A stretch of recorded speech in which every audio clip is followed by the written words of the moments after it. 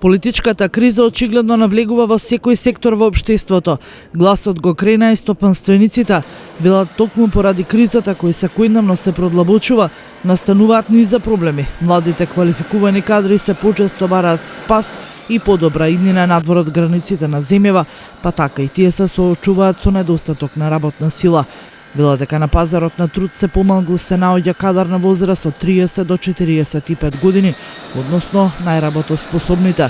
И од регионалната стопанска комара потврдуваат дека најголема е потребата за вработување на работници со одредени занаети. Се губат финансиски средства, а што е најбитно, политичката агонија ни ја губи работната рака. Значи, луѓето во исчекување на нешто подобро, веќе се повеќе и повеќе земаат замав, заминуваат на странство и почнавме да тешко доаѓаме до квалитетен кадар. Значи, не бараме било каков кадар, да има и квалитетен кадар. И одливот на луѓе е уште поизразен баш во овој период. Во оваа политичка агонија која се створи, направи да луѓето уште повеќе се фатат за странските пасоши и да бегат во странство. Иако официјално не се води статистика за одливот на младата популација во земјава, потврда дека процесот што започнат пред повеќе од 6 години е незапирлив.